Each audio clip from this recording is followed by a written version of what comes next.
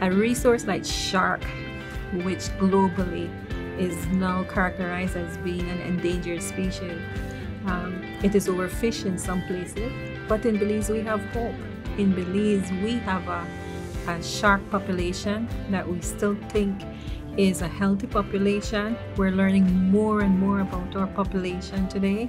Belize comes out as being a place where sharks aren't doing that badly. There's still sharks around. There is evidence that there's some depletion of sharks because there is a fishery here, relative to countries where there's no shark fishing. But what's really cool about Belize is this co-management idea that is pervasive across all the fisheries. The idea of bringing everybody to the table and coming up with management solutions for all. And I think that's where Belize is a real leader in sort of a tropical country, is getting all the people together and coming up with common sense regulations that's good for the sharks, the fishes, the divers, and everybody.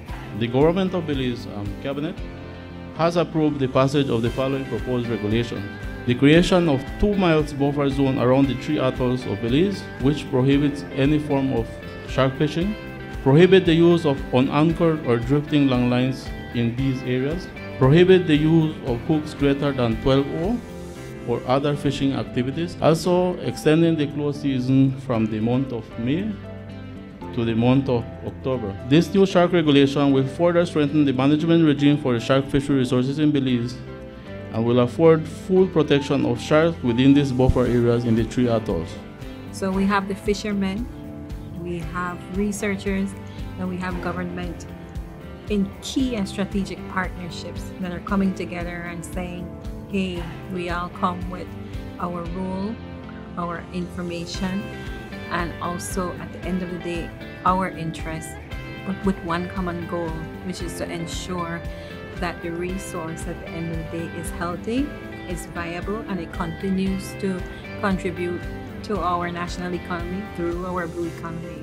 Every time we make decisions is because we have based ourselves on scientific research, on informed decisions that we do is listening carefully to the people. The aim of it is that we're looking for sustainability, but we're also looking for diversification.